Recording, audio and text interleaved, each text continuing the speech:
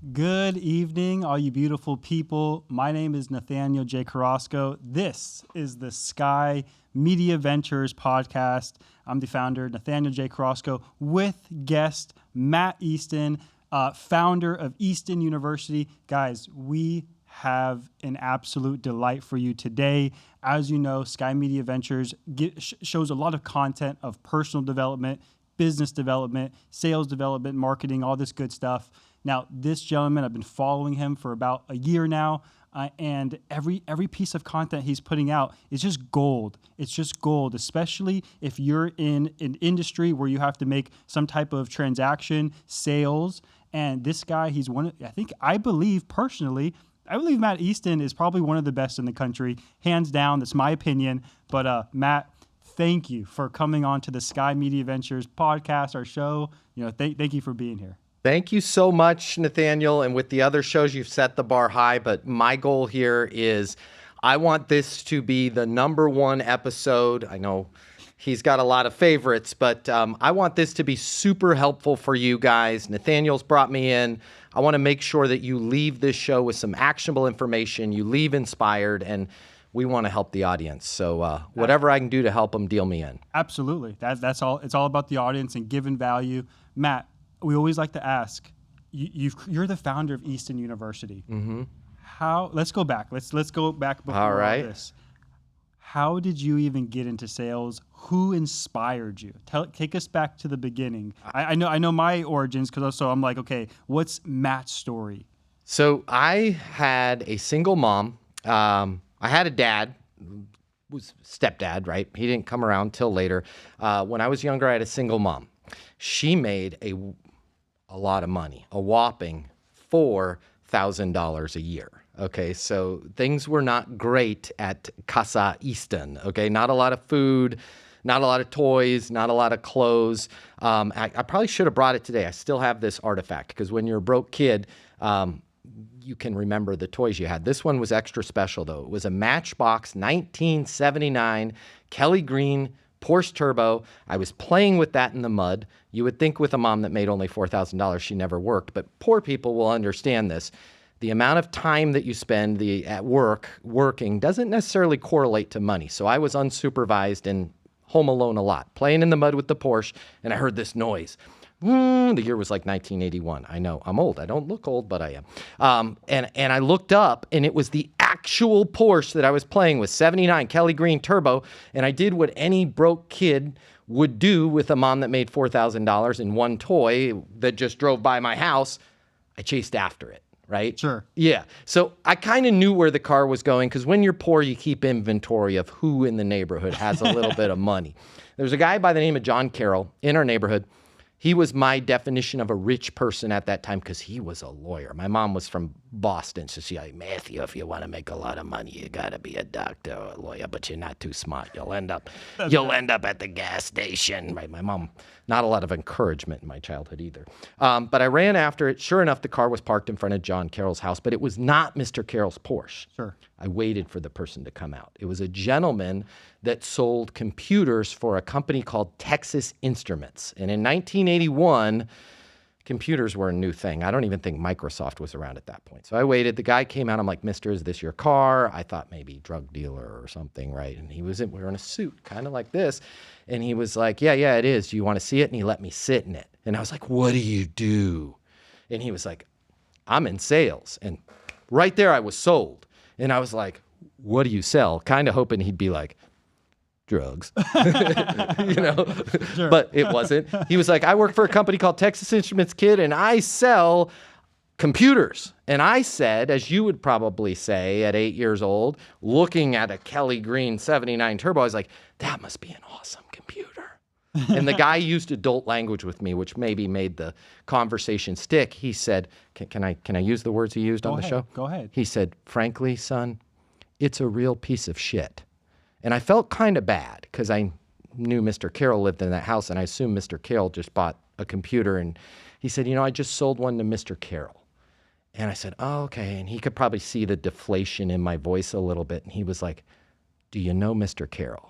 And I said, yeah, the attorney. And he goes, but do you know Mr. Carroll? And I could tell by the bob in his head that he knew Mr. Carroll the way I knew Mr. Carroll, the way all the kids in the neighborhood knew Mr. Carroll.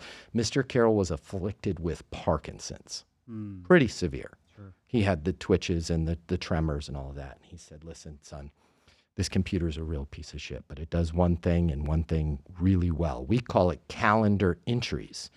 You know, Mr. Carroll has Parkinson's. And I said, yeah, I know. And he said, his office is in Westminster, Colorado. It's 30 minutes away from here. Mr. Carroll has to take medication every day at 3 p.m. He has a choice. He can cut out work early at 2:30, drive home, take his medication, because he cannot drive a car after he takes his medication, but he's working a half day. He said, I just installed a TI 99-4 computer in Mr. Carroll's house. He's going to work till 2:30 visiting clients. He's going to write down all of his notes on a sheet. He's going to come home and be able to enter those into his TI 99-4 and give that to his accountant for billing.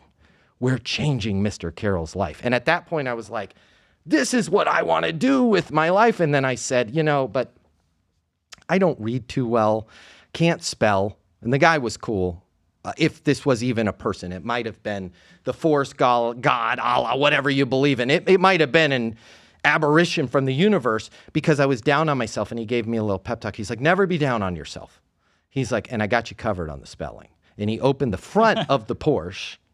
And in 1981, the coolest toy on the market was manufactured by a company called Texas Instruments, and it was called a Speak and Spell. It was $76, which is like $300 in today's money. And he handed me one. And I was like, my older brother's he's gonna beat me up and take it. And the guy was like, jealous. Right. The guy was like, come on back, kid. And he's like, you need to work, you need to get good grades, you need to listen to your mom. Here's another. So he gave me 2 Speak and Spells and was like, see you later, bye. And at that point, I knew what I wanted to do with my life. I'm going to sell. I'm going to be this guy. I'm going to figure out the Mr. Carroll. So at a young age, you figured out. You saw eight his years results. Old. Yeah. And you were just sold on the results. Yeah. And I had all the time in the world. I had very little supervision. And I was like, this is what I'm going to do. So, and this is just dumb luck, Nathaniel. Really brilliant, but I'm not going to claim the brilliance here. At 8 years old, and I didn't have a dad at the time, I was like, I could make 5 cents for sweeping walks. I could make $1 for picking up dog poop. I could make $2 for pulling weeds. And I was like, that's not going to get it done, right? And I'm like, there's rich people everywhere.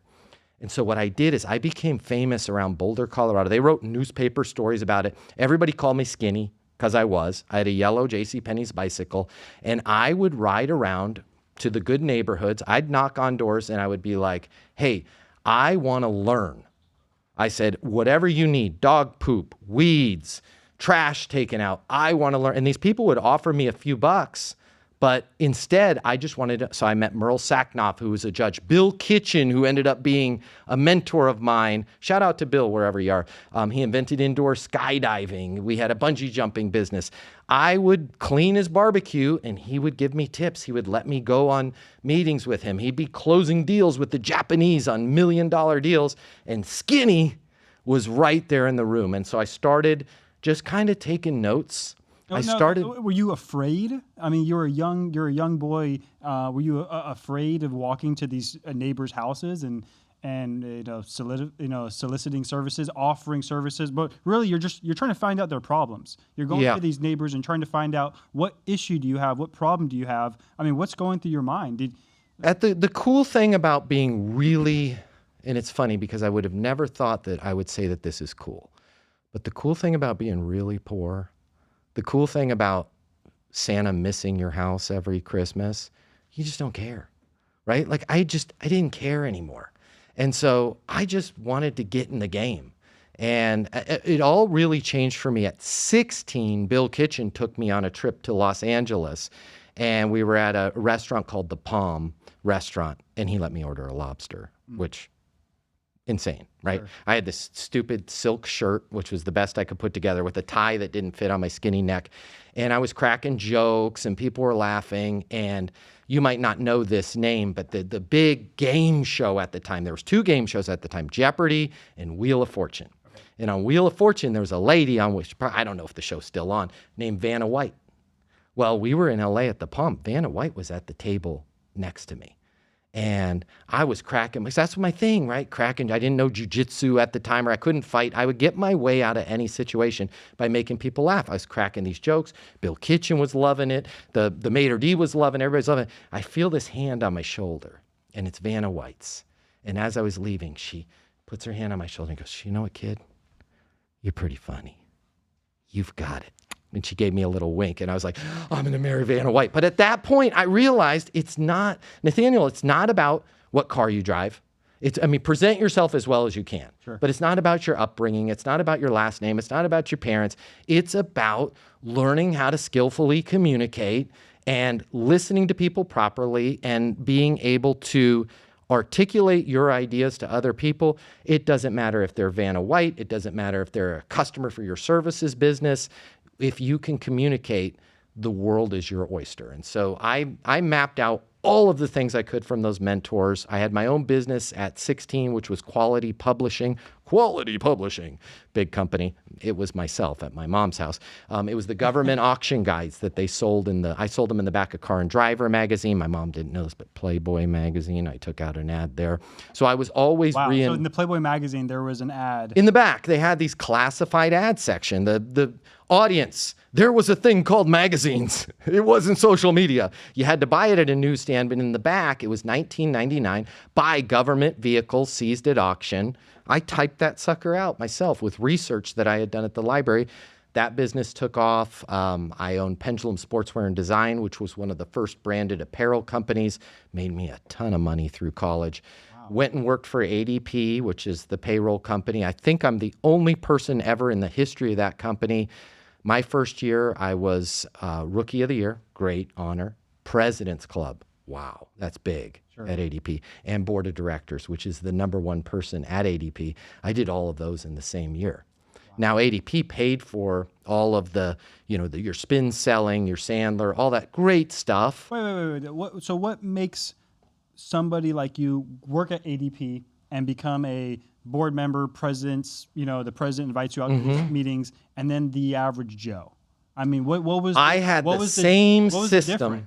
I was using the same. I took all of this. I've probably had, $750,000 invested in me in sales coaching from the various companies that I worked with, whether it was the American Customer Satisfaction Index or ACSI, CFI, ADP, Vertafore, all the companies I worked for, managed sales teams, they all invested in training. Love it. It was great. I sucked it up, but I will tell you this, 80% of what I did there was the stuff that I learned at 8 years old, 10 years old, watching people like Frank Shorter, the runner who started the Boulder race. Yeah. I was in the room when he asked Bank of Boulder for a big check to sponsor that race. And I noticed all of these people that I was quietly taking notes and just kind of listening to, they were kind of doing the same thing. So that's what I was able to do. Easton University was not a thing yet, but it's that's where Easton University came from, is this same process of me laying in bed at night, the way that, I'm not comparing myself to Michael Jordan or Kobe, but the way Kobe laid in bed at night at 8 years old going, I need to figure out how to beat this kid, that kid, I need to figure out. That's what I've been thinking about since 8 years old, is what does that sales process look like? And when you understand the process and you put it into practice, it's almost impossible not to win. Sure. Because for every kid that's trying to get into the NBA, there's a million of those kids. I mean, there's more people in sales, but they've never thought, okay, well, how do I get somebody's attention? How do I start a conversation? How do I close the deal? How do I deliver an insight? It's like trying to play basketball and not even knowing what a pick and roll is or what a free throw is. Sure. When you understand sales the way that I've studied and understood it, it's very easy to hit your goals and accomplish anything. Would you just say sales is the art of communicating? Just that's a big part of it, Nathaniel, but it's more than just communicating, because people get it mixed up, right?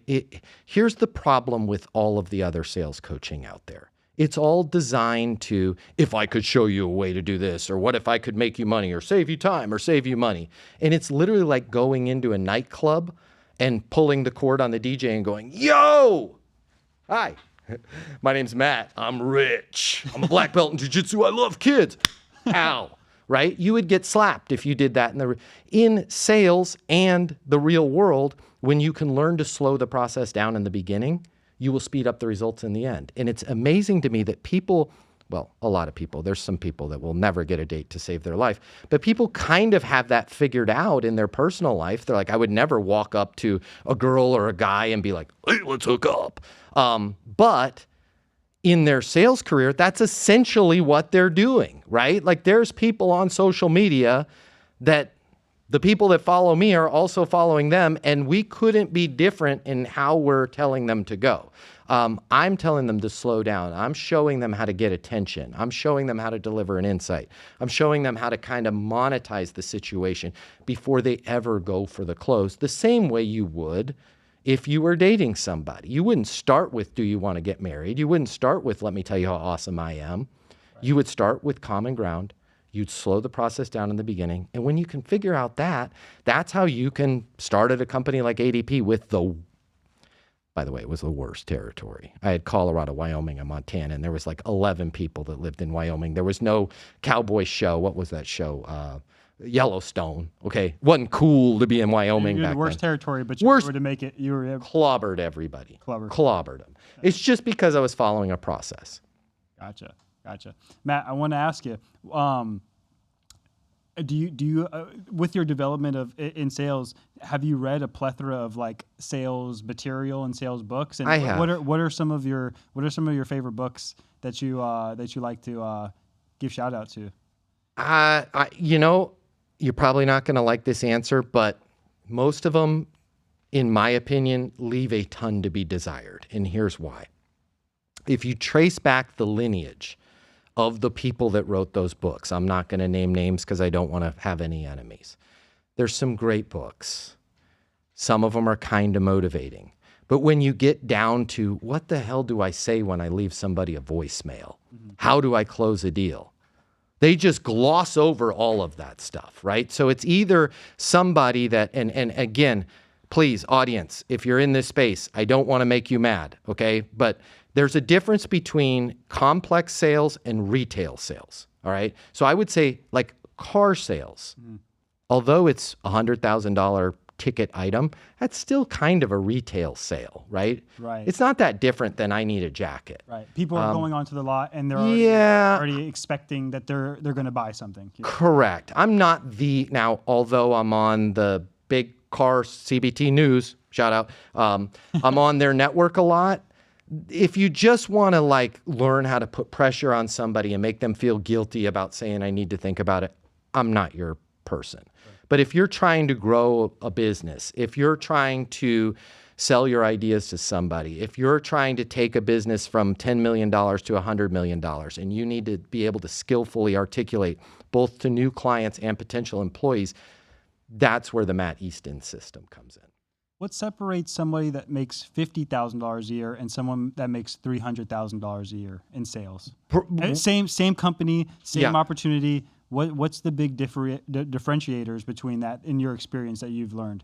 Process, and it's all process. So like one of my friends, I think he's the greatest quarterback to ever play the game of quarterback in the NFL. He does not wear the number 12. He wears a different number. I think number 12 likes my guy the best.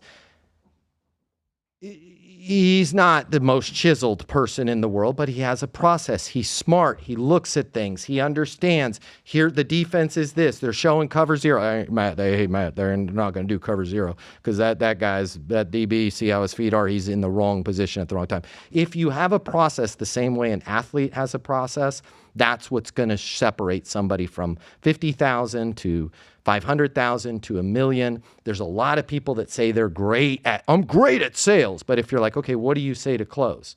Oh, it's not that complicated, right? How do you get somebody's attention? Well, it's different every time. No different than if they're showing cover 0 and 52 is Mike and you've got a Scat Razor 37 called as the play. Any athlete, if you give them a specific situation, they'll go, okay, here's the play to run. So that's what separates people is I coach the same way coaches coach athletes. And this is the system that we're running. This is how we're figuring things out. The other thing I just want to throw in there, because I might not be their guy, and you probably saw this following me. Nothing I teach is about pressure. Nothing I teach is about manipulation. Nothing I teach is about being clever or witty or making somebody feel bad. I'm not going to say that doesn't work. I don't think it does. That never worked for me. Yeah. I came from the world of a mom that made $4,000 a year. So I had nothing to stand on, sure. For example. Like I couldn't threaten anybody. I was, skinny, broke. I had to learn how to. So your sales style wasn't too aggressive. It was not aggressive at all. No, okay, gotcha. Right? And that's where like my clothes comes from. Like there's zero aggression in my clothes. I figured out really early in life that people are exponentially more likely to do the thing you want them to do, Nathaniel, if it's based on their reasons. Sure. So I'm not going to give you my reasons to close the deal. Sure. I'm going to ask you if it makes sense to blank. Right? And if you say no, I'm going to go, got it. What's a good next step? Right. And you're going to tell me. And then I'm going to set a next step. And that's, again, you don't have to score a touchdown on every play. But if you can get 4.5 yards every time you touch the ball, you're going to drive right down the field and you're going to score. You don't have to have these magic Hail Mary, what if I could show you how to increase the leads into your business. It just doesn't work. Sure. Everybody's doing that. I love what you said about process. And one thing that helped me, hit my first 6 figures this year, in my first time, hitting 6 Congrats. figures, was when I would call clients, talk to them. I did not have a process, but now it becomes, okay, send them an email with a VSL, video sales letter, mm-hmm. have video testimonials of other clients, mm-hmm. get them to get scheduled in the future. But I'm on the phone with them, so it's in their calendar. So I'm telling Betty Boo, hey, open up your email, accept this calendar invite, so she won't forget about it. And just that little switch, there's probably tons of more that I could add to my 100%. Arsenal. But just by doing that little process of sending them that video, having client testimonials, getting her to accept that calendar invite, that little change added a big increase in sales closing and stuff like that. Good. And I'm proud of you and an awesome job. And you're now at that trajectory. I'm telling you what's going to take your business to the next level is not even have the VSL, the video sales letter, have it all in your quiver, have it all in your arsenal to be able to use it. But you will be shocked at what you're ignoring, and what you're ignoring is this. You work with home services companies, small businesses, yeah. Right? Maybe a dentist. We just signed on a funeral home.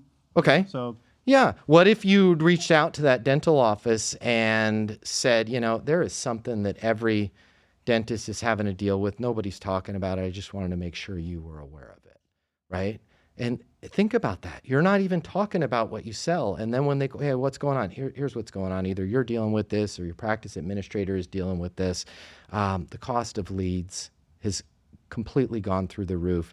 I don't want to get in trouble with Meta or Google. And by the way, all this is true. You just do some ruminating, do some research on your industry. They're making it harder and harder to target, especially teenagers that need orthodontist work. And your cost per click is going up to now, for a kid with braces, you're at $350 a click. How are you dealing with that with your practice? Right? And then just $350 a click. Can you imagine? Right? That's horrible. Exactly. It's horrible. Right? Because they might not even call. Yeah. And then exactly. But see, now if you had led with, I can lower your cost per lead, they get that message 11 times a week. Sure. And that's being very generous. It's probably more like 50 or 60. But if you led with, there's something going on that every dental practice is having to deal with and nobody's talking about it, and here's what you have. 2 things I want you to walk away from this. Number 1, you know more about your space than a McKinsey, than a Forrester, than a management consulting company. So you need to appreciate the knowledge that's between your ears. Okay, so number 1, you've got a lot of really good intelligence right in your head. Number 2, okay, and if you start to deviate from this, have a little Matt Easton pop on your shoulder, okay, Good things will happen. Trust the process. Trust the process. Trust the process. I said it 3 times. And the process is this. You're going to get their attention. I just showed you a way to get their attention. I call it a hook in the ESP. Almost like a concern.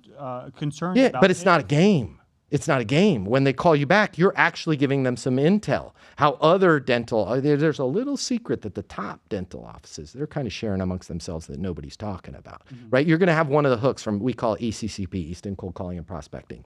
Then you're going to deliver an insight. That insight, and this is how I've made tens of millions of dollars, is helpful to them, Nathaniel, whether they are become a client to you or not. And nobody else in sales that you're competing with is doing that. Sure. Right? Almost like you're showing them and giving them value, whether they 100%. Because when I was skinny, okay, still am a little bit, you look skinny. But when I was the kid skinny, sure, right, with a mom that made $4,000, I wanted to seat at the table. I wanted to be in the room. I wanted to be invited to Los Angeles to go to dinner, so that never knew she would be there, but so that Vanna White could put her hand on my shoulder and change my life. I had to add value. And what I found was when I was adding value, the world then comes to you. When you're trying to push your ideas on somebody else, the world is going to push you back. And the only clients that you're going to land are the ones that are going to know, I'm getting burned. I can feel the pain, right? I got to put this fire out. That's generously 2% of the potential people that could buy from you, no matter what business you're in.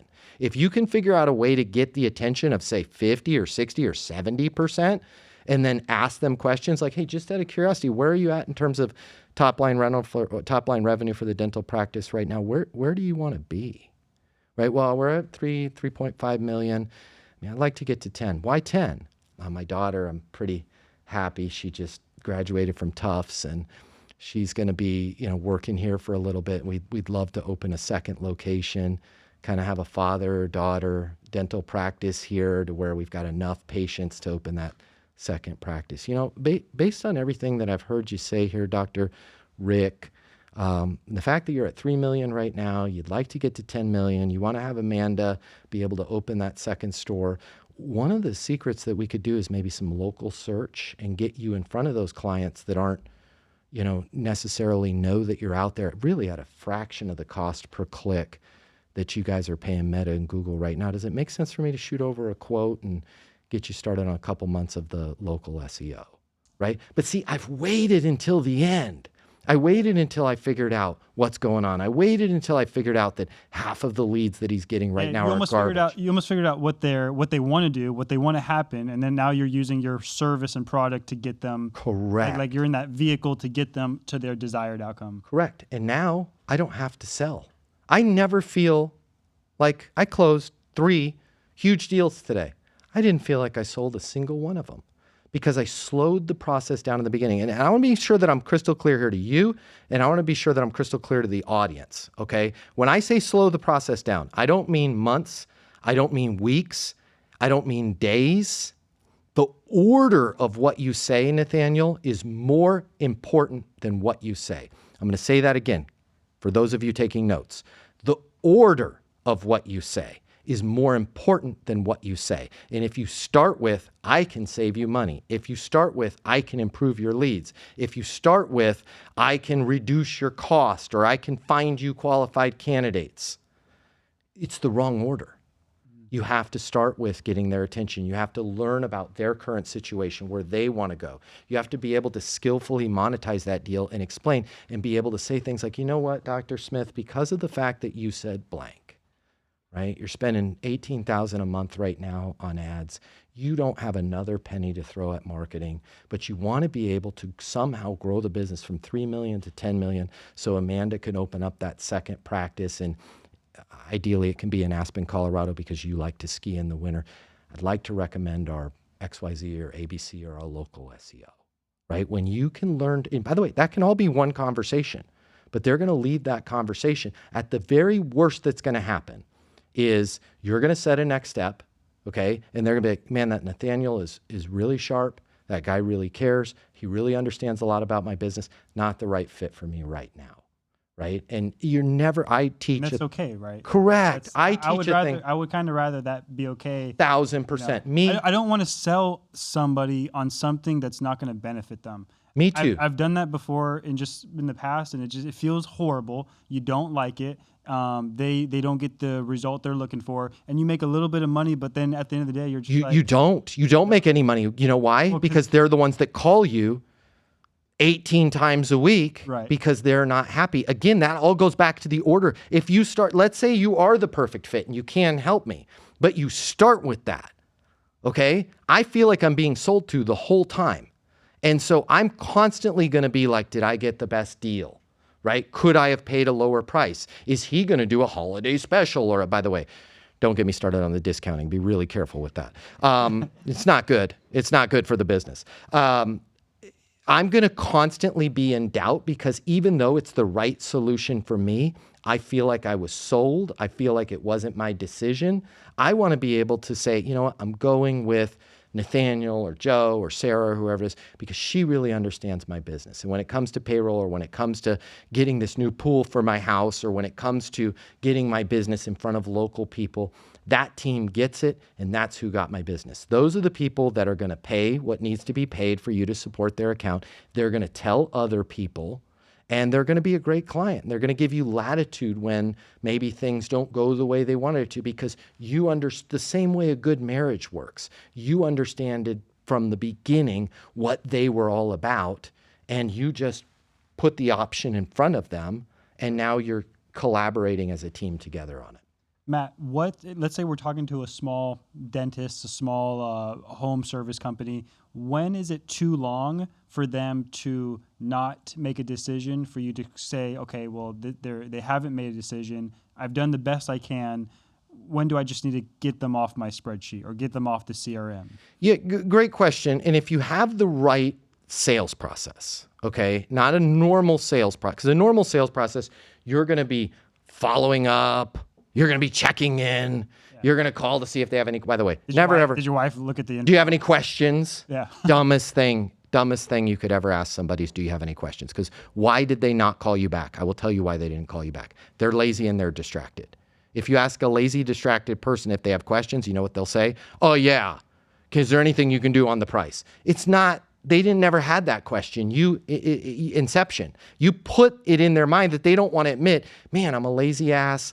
I got to drinking. I had the parlay going on my gambling over the weekend. I totally slipped my mind. But if I ask, do you have any questions? You're going to make up some stuff. You're never going to be it. So be next step obsessed, right? Does it make sense to have us run the campaign for you? No, not right now. Got it. What's a good next step? Man, I don't know. Point the question at yourself. Why? What should I do? Not even what should I do? People love to boss other people around. What's a good next step for me? Right? What's a good next step for me? They'll tell you. And then they'll either say, call me Tuesday. Call me Tuesday, or leave Perfect. it alone, Yeah. or give me 3 months, 6 months. And then I've got a little document at Easton University that the people that make like 7 figures a year use all the time. We call it a power email. That's no problem. Just give me like 23 minutes, right? Never use round numbers. Give me like 23, 25 minutes. Let me just write up my understanding of your current situation, the capabilities you need in growing that practice from 3 million to 10 million, and I'll recommend some next steps in terms of getting you SEO. Give me like 23 minutes, Nathaniel. And then this 3202, is this your mobile? Yeah. Perfect. I'll shoot you a text just to let you know I hit send on that email. So that way you're not looking for it if it ends up like in a spam filter or a box or something. And then I'll call you Wednesday afternoon if I haven't heard from you before then. Fair enough? Yeah, that's fair enough. Awesome. Mission 10 million. Let's get you to Aspen. Let's get your daughter having that own practice, and let's build this thing from 3 to 10, right? You probably want to sign up right now. What did I say about, well, what if I could lower the price? Would I do it? What if I could give you a month free?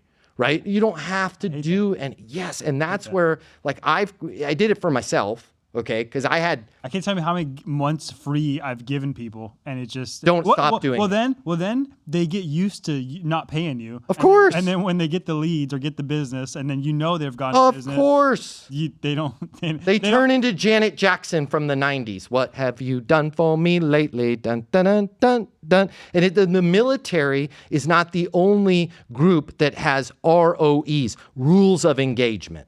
And when you give somebody a month free, you have set the rules of engagement are, I'm going to give you free stuff in hopes that you start paying for it. If you don't start paying for it, I'm going to give you more free stuff. What do you say? What do you say? What do you like? I don't do months free. Okay. And I'm really careful with discounts. By the way, I never discount. Okay? Because here's the other thing that happens. Rules of engagement. You create what's called the death loop. Here's the death loop. Here's what and this is why I don't like dang sales books. Drives me crazy. Because I've been laying in bed at night thinking about this stuff. Okay? And none of the people that wrote books think about this stuff.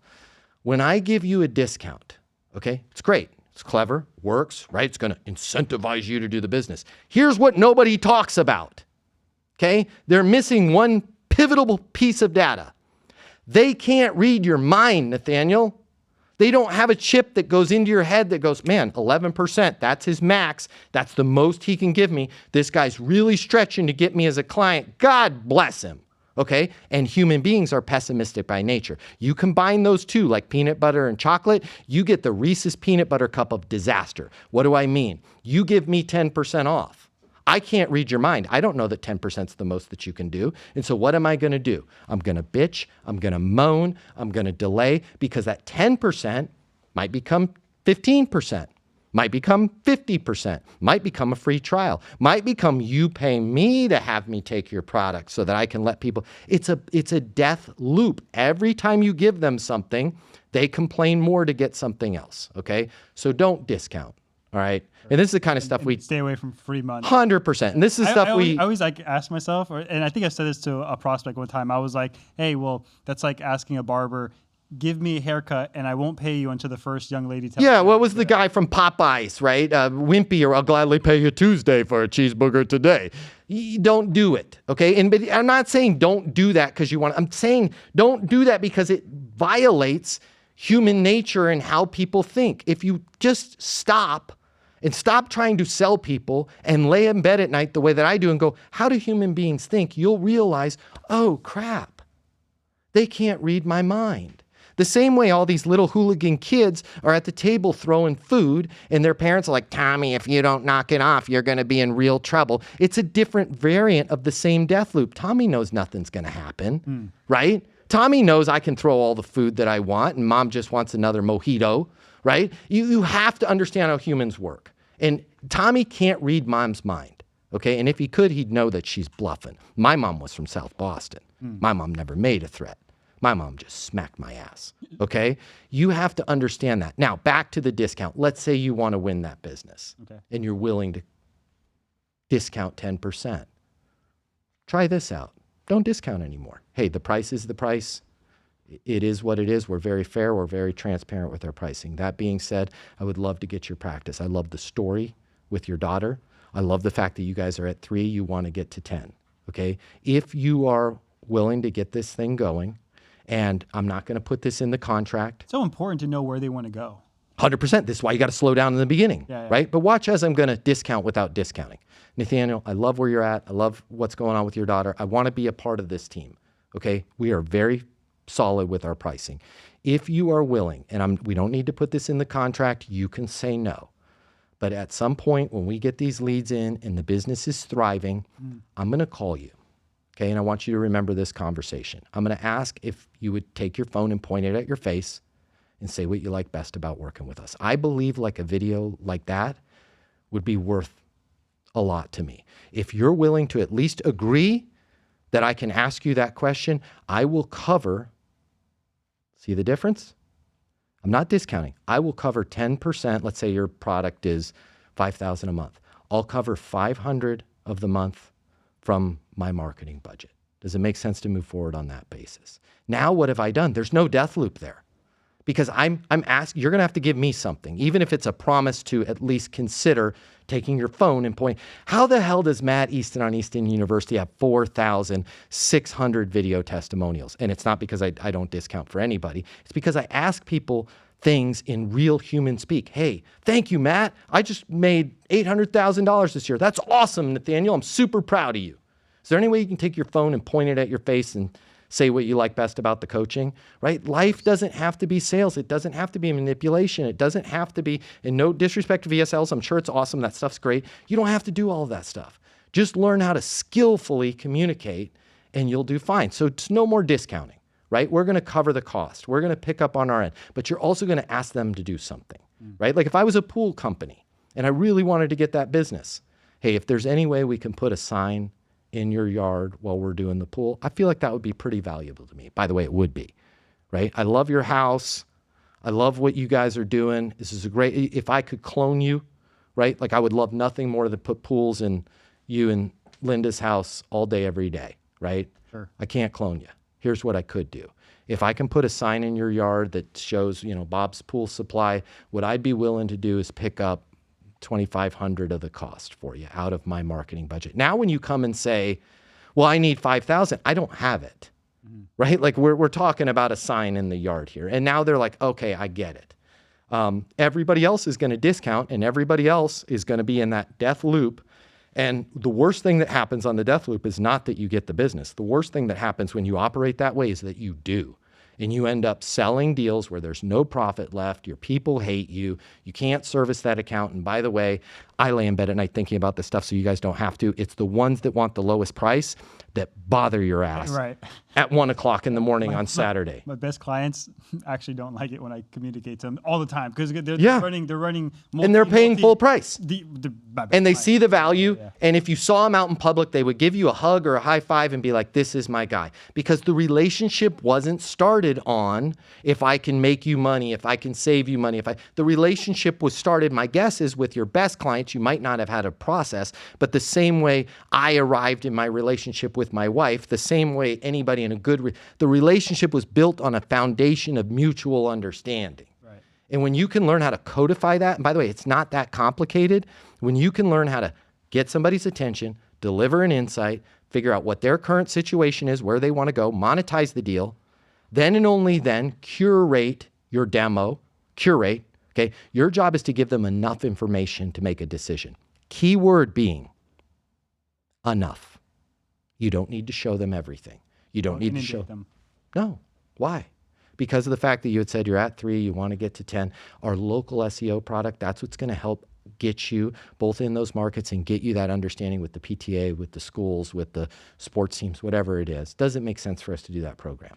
I don't need to know how your back end is communicating with Google and all of the freaking back end links that you're doing. I just need to be able to explain to you that we're going to help get those local businesses, where do they go first? Right. Business owners, they don't really care about that. They don't care.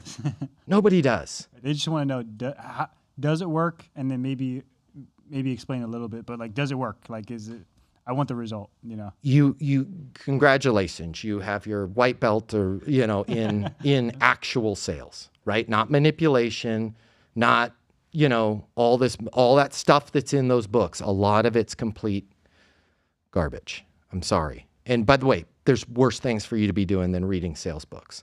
But each sales book I've ever read, there's maybe 1 or 2 little nuggets in there because I actually sold stuff. I didn't write books for a living, right? I didn't sell for a few years and become a sales coach or a sales trainer, Sure. right? I've sat in boardrooms. I've ran teams. I've closed deals. I've had quotas, and every step of the way, including today, I lay in bed at night going, it's all going to fall apart. Somebody's going to take it away from me because I'm a real salesperson. I'm pessimistic by nature. My wife's the most chilled person you'd ever meet. I'm the one that lays in bed at night going, I'm not good enough. We got to make this better. It's got to be more. It's all going to, anybody who's really in sales feels that way. Sure. The problem is you can't just motivate yourself into success. You have to operate like an athlete and go, okay, if they're showing this defense, I'm going to run this offense. If that doesn't work, I'm going to give the ball to this. If that doesn't work, I'm going to call timeout. I'm going to get on the phone to the offensive coordinator. We're going to come up with something different. You have to have a system. You have to have a process. Matt, I love that. What can someone do if they're building a little sales team? For instance, I've recently got put in a position where I have 2-3 people where they have a lot of potential, lot of potential, and it's fantastic, and I love to see it. How does someone build a little sales organization and create a culture where everybody's winning and they're winning? Because when they win, I win. But when I don't want to see them not win.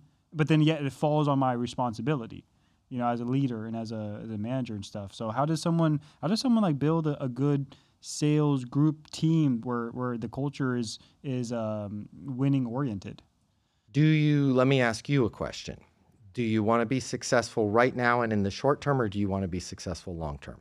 Long term. Okay. If you want to be successful, I honestly both. Like Okay. both. I want to be successful in the short term and the long term. okay, it's very admirable, and it's, in my opinion, the right answer. That being said, it's a very different answer than I want to be successful right now. Now, here's the hard part as a business owner. Okay, you have to be ready for two things. You have to be ready for failure, and you have to be ready to have your heart broken a little bit. And here's what I mean on both of those. Ready for failure. If you want to build the right sales team, the first thing that you need to learn yourself, even if you do not want to work in the business, you want to work on the business, you better learn how to sell, right? Like if you want to open a Subway sandwich franchise, you better learn how to be a sandwich artist, right? Like Chick-fil-A, fastest growing, number one franchise, I believe it is. Everybody, when you go through that drive-through, most of the people that are serving you your food, you might not know this, but they could have incredibly high net worths because Chick-fil-A is making them say, my pleasure, right? Would you like this with that, right? Because they realize a Chick-fil-A operator has to understand the system. Are you going to work the drive-through your whole life? No, but you better know how to do it, okay? So number one, you got to learn a sales process.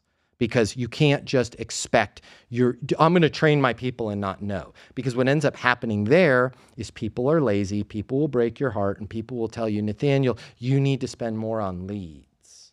Nathaniel, the leads that are coming in suck. Nathaniel, our price is too high. Nathaniel, our offering isn't competitive. That's none of that. They're going to give you mixed information because you don't know how to sell. If you know how to sell, you can be like, all right, let's see. Dr. Bob Smith, let me give him a call. Hey, Bob, this is Matt Easton over here at Easton Marketing. Wanted to reach out to you personally, make sure my people got you all the information you needed on our local SEO. Oh, thanks. My pleasure. What can I get you information on? Right? Well, we're trying to get some better. When you say you're trying to get better leads, can you give me a specific example of what's going on? Right? You may never have to use that, but you better have it ready to go. Sure. Okay? So number one, you got to learn how to sell. Number two is you have to have your people be like, hey, we are running an offense. We're running a system here. Okay, we're going to slow the damn process down. Now, here's the heartbreaking part as a business owner. You have to let them screw up a little bit. You're going to have to let them fail.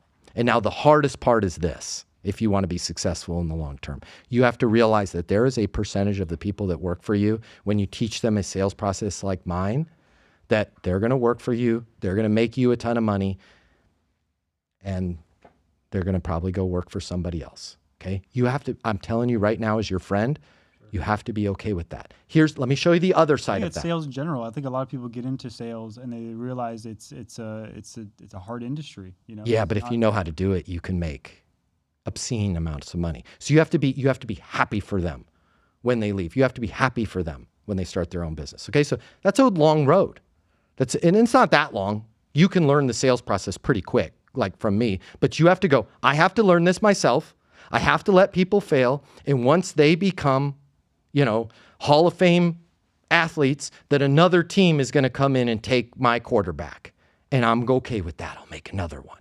Okay. If you're okay with that, you're good. Here's where people screw up. And here's where the yous screw up. And here's where I've screwed up when I opened my own businesses. Okay. I had the first one down. I got that down, right? So I never made that mistake because I've been studying sales since I was 8 years old.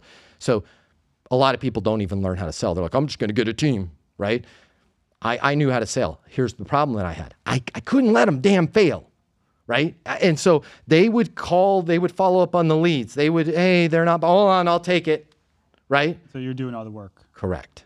You're running yourself ragged, 1,000%. That's why everybody, and you guys call home services businesses, here's one thing they all have in common: not a lot of sleep, right? Because at the end of the day, they are the backup. Nobody's coming to save them. When a customer's pissed off, they're taking the call. It's really easy for us to say this on this podcast that, oh, you have to let your people fail. Really hard when you're trying to make payroll, right? Mm-hmm. So you have to find that balance of, I'm going to let this one get screwed up. I see it. I see that we're losing the deal. I see that my quarterback is looking at the damn wrong receiver. I have to let him get picked. And then when he comes over to the sideline, I'm going to be like, did you see what I saw? Oh, I didn't see it, coach. You didn't see that 52 was Mike and 28 was sitting there looking at your eyeballs and you were looking right at 88, right? Like you have to turn that into a coaching moment. Now, if you have the right sales process and you're willing to let them fail a little bit, that disaster doesn't last very long. Now, the last piece is unavoidable. You're going to have people that are going to absolutely be rock stars for you. They're going to make you a hell of a lot of money. They're going to grow your business. You have to be willing to nurture somebody, build somebody up, and you have to be willing for some of them to go. And a lot of people... That's their own decision. Yep. A lot of people aren't cut out for that, right? And so what they're going to do is they're just going to run their employees ragged. They're never going to get too close to them, and they're never going to allow them to be self-sustaining little businesses within the business. If you can be okay and realize that these people are running their own business within the business, and at some point they're going to probably be like, dude, maybe I'm going to start my own company, and be okay with the fact that they're going to leave, you'll be okay with that. But that's how you turn into a $1 million company, a $10 million company, a $1 billion company. Is every $1 billion company has this in common, right? They have a system, they trust the process, the people learn the system, and when they leave, they all get hugs, high fives, and people put on a resume, hey, I worked for Amazon, right? You have to be okay with the fact that not everybody is going to stay at your company all the time. And you have to nurture them and you have to coach them. And if they're uncoachable and they're not listening, you have to ask them politely to go find another team to play for. Sure. But especially if they're not coachable, because right, because you don't want them creating or affecting the other sales. Correct. Right. It's like a virus almost. 100%. And back to my first point. How do you know somebody's not coachable? You have to know the offense. And it frustrates the hell out of me. Like, we never have people cancel from Easton University, but when we do, which we don't, the few times that we do, it's somebody that owned a business, signed up all of his people for it, right? And it's like, hey, it's not what they say, it's not working, or they learned everything. I'm like, are you sure about that? And yeah. Did you attend the Tuesday and Thursday? Oh, I haven't been on any of those. Did you get portal access for yourself? No, I haven't done that. Well, then you're just listening to people they don't want to do it, right? That is literally like an NFL coach being like, hey guys, I'm going to put the offensive playbook on the wall and I'm going to go down to, Dave & Buster's and get myself some chicken wings and play some skee ball and knock it out, guys. Like, when left to their own devices, even professional athletes will slack. Right? So you have to understand that process. Am I saying you have to play the game? No. I'm saying you should know how to do it, right? This isn't athletics. You don't have to run fast. Nobody's trying to take your head off. It's a business. So you need to understand that role of sales, because then people are going to be honest with you. And you'll know who's a quitter and who's not a quitter, because you'll be able to ask them questions. Well, I think every business owner should know sales, right? 1,000%. That's what I figured out was pretty, like, in December was I was like, if I can make sales independently, then I could start a business. Correct. Like, if money's coming in an entity, then that's business. Yeah, you have accounting, you have all these different departments within a business, but I'm like, I think sales is the lifeblood to every company. And correct. If you could do that, then that's a phenomenal skill. And I'll take it even one step further, right? Maybe, I don't know if a 14-year-old is watching this, but maybe, hi, if you're watching this and you're broke or whatever, and you want a new best friend. My wife says I need friends. I'm trying. You don't have to take all of the risk that you took as a business owner, right? If you understand sales, it doesn't even matter if you own a business or not.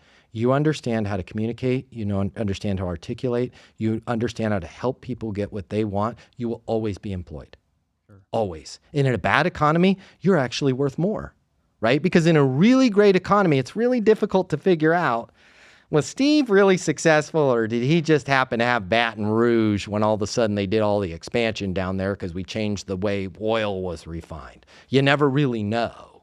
Sure. But if the economy's in the toilet, right, and a bunch of people are out of work, and Steve can still somehow figure out how to call those refineries that are with a limited budget and get my new XYZ ABC pump in there.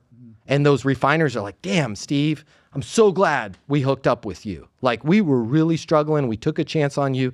You did everything you said you were going to do, right? If you are looking for a career in your life and you want to change your life, sales is the only one that you can have a portable skill where you can go work for people like Nathaniel, blow his business up, make a ton of money, and you've got options, right? And I'm not saying salespeople aren't paranoid. I'm the quintessential salesperson. You're still going to lay in bed at night wondering, am I going to get fired? It's just part of our nature, but you're going to be okay.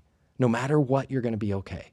But if you're riding the tech, if you're like, I just work for the best logo and I work for so-and-so and I've got the right Rolodex and, so many people I've hired or companies have hired and I took over as VP of sales and I'll interview these people and I'm like, what were you doing hiring Mark? Well, Mark knows everybody. Mark worked for all the biggest companies. I'm like, Mark doesn't know what the hell is he doing. Mark professionally interviews for jobs saying he worked for Cisco and then he worked for this company and then he worked for that company and then he spent some time at Apple. And it's like, Mark, how do you get somebody's attention? Mark, how do you deal with this? Mark, if you were going to blow this business up, what would you do? Mark, if you didn't have leads coming in, what would you do? Those people can't answer anything, right? You don't have to work for those big logos to figure that stuff out. I figured it out at 8 years old, and I'm not the sharpest knife in the drawer, right? So you guys can figure out how to get attention, deliver insights, figure out where somebody's at, where they want to be. You can take that skill wherever you want. And it works pretty well in your personal life too. Would you say your closing technique is just asking someone if it makes sense? Would you say like that's like if you were gonna after you got their interest, after you did if you were like, is that some fake knockoff Jason Statham with a crazy jacket? Yeah, I think I've seen that guy on social. Is that the doesn't make sense guy? Okay. If you wanted to make a statement like that, sure, I'll agree with it. But it's so much more than that, right? Like first of all, it's slowing the process down in the beginning. So I'm not calling you and going, hey, does it make sense to get you sales coaching, right? I'm asking you, where are you at right now? Where do you want to be? How much money are you making right now? Where would you like to be? Sure. Right? And I'm figuring out your current situation. And then I'm able to say, hey, because of the fact that you had said, you've closed 77 real estate deals last year, you want to get to 150. The reason why you want to get to 150 is you want to make partner with the firm, blah, blah. I'm going through my whole sales process. So yes, to your point, my closes doesn't make sense. Here's why, okay? Because I was broke, because I had no money, because my mom was from South Boston, okay? I realized real quickly if I ask my mom for something, she's going to say no, okay? And my mom invented no means no before it became another thing with something else. Sure. That was just her hand was sore, right? Like, I'm not going to smack you, so I'm going to say no. Like, congratulations, you got a warning. But what I realized was this: if I ask you if something makes sense, I didn't ask you to do anything, right? So you're kind of correct. Closing. They're kind of closing themselves, or not even closing. Is this what you got to understand the nuances? So my wife was this really successful, great model. She was I've loved her the moment I saw her. Unfortunately, okay, she was a figure skater when she was a kid, and she has a real, she's drawn to the things with the blades on the feet and the ice. I don't know anything about that. I was broke growing up, right? And her boyfriend was on the postage stamp in Sweden, and we lived in Colorado. I'm not going to say who her boyfriend was. Competitor. Your competitor. He was a freaking NHL superstar. I mean, not just an NHL player, superstar, right? So it ain't going with me. So I realized pretty quickly when we started those conversations, what's more important than the close is that I'm still in the game, right? So I don't want to say, hey, do you want to go out? Hey, do you want to hook up? Hey, do you want to, right? So when you figure that out in life, and I had to figure that out at 8 years old because I had nothing to barter with. I had nothing to threat with. I had nothing to apply pressure on you. Okay? If you have nothing, it's like jiu-jitsu, of which I love. I'm a black belt in jiu-jitsu. Jiu-jitsu was founded by a skinny dude who had to beat up big guys. And when you realize I don't have the muscle, you got to figure out other ways. Here's the other way. If I ask you if something makes sense, I'm not asking you to do anything, but you can clearly see where we're headed. Here's the other cool thing. You cannot reject me on doing it, right? If I say, do you want to sign up for our service? And you say no, now I have to, well, what do I need to do to get your business? But I say, hey, does it make sense to get you signed up for our service? I didn't ask you to sign up for the service. Probably not now. Got it. What's a good next step? And when you switch from do you want to does it make sense, you're getting a not right now. And I live as a poor kid that couldn't get a date to save his life, that didn't have a car when cars were important for kids. Now they don't need any of that because they got social media, right? No keyboards. I had to actually go out and get a date, right? With no car. I realized this. Getting a no is a death blow because we already told Skinny no, right? Hey, does it make sense for you and I to go to homecoming? No, are you kidding me? Right? I'm going with Ike Palmer, the left-handed baseball pitcher. Got it. What's a good next step? Right? I just told you I'm going with Ike Palmer, the left-handed baseball player, right? Totally understand, right? Ike's awesome. Love that guy. He's got a Jeep. Super cool. What's a good next step for me? I told you I'm not going with you, Skinny. I'm going with Ike Palmer, the left-handed baseball pitcher. Totally get it. How about we do this? I know Ike can only take one girl to the dance. Dance is coming up in 2 weeks. He's probably going to figure that out by Friday. How about I stop by your house Saturday morning if I haven't heard from you before then? Fair enough? Well, it's probably not going to happen. I'm going with Ike. Saturday morning, right? Ike's going with blah, blah, blah, the cheerleader. Does it make sense for you and I to go to the dance? Sure. You stayed in the game. Stayed in the game. And that's the secret to life. The secret to life is not trying to knock somebody out. The secret to life is learning about that person, articulating back their situation, and asking them if it makes sense. So, long answer to a very short question. Is my clothes, does it make sense? Yes. But it's so much more than that, right? It's a flow state. It's a state of being. It's a way for you to stay in the game. Here's the cool thing. You don't have just one. You don't have 5. You don't have 5,000 customers. There's 8 billion people on the planet. When you can figure out how to have a sustainable pipeline, add value, be memorable, close without closing, you can stay in the game. The numbers work themselves out. Although this will work to get married, worked for me pretty well, you don't have to be monogamous in sales. Right? You did say 3 times earlier to trust the process. Trust the process. And you don't have to be monogamous. You get a great insight, share that insight with the world. You figure out a great way to get people to call you back. Call as many people as you can. Mm-hmm. Matt, very few times do we come on the show and the time flies. It feels like I've been sitting here literally talking to you for 20 minutes. And my producer's waving me down saying, hey, we just spent 55 minutes talking about sales, success, and marketing. But Matt, this is an episode where personally, and I hope some people here in the audience can rewatch and can really dive deep into what you're really saying in between the lines and just really understand everything that you're trying to communicate across within this 55 minutes. Matt, I feel like I'm looking at my future, and I feel like some people here who are watching the show, if they want to get into the industry, you are just an admirable person to look up to. Thank you for being on the podcast. If there's one last couple sentences to say to the audience before we conclude tonight's session, what's that final message that you'd have to give to someone who wants to be successful? They maybe have an inkling in sales, but they want to really achieve their dreams, goals, ambitions. What would you tell them?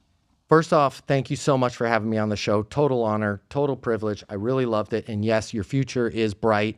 I can already tell just spending time with you, you're going places. And for you out there in the audience, am I saying you got to sign up for Easton University? Absolutely not. Okay. If there was one piece of advice that I can give you, do not sell yourself short. Okay. You have everything that everybody else has. You can do this. Trust the process. Slow the hell down. Don't be afraid to lose. Figure it out. You are not trying to get in the NBA. You're not trying to get in the NFL. You're not trying to get in the NHL. You're trying to make a career. You're trying to make your life better. Write your damn goals down. I write mine down every day. I got them in my pocket right here. Figure out the process. Trust the process. Whether it's mine, somebody else's, or you create your own, you'll be shocked at how far you can go. Guys, this is the Sky Media Ventures podcast with Matt Easton. Don't ever forget, sky's the limit. We believe in you, and you got this. Take care.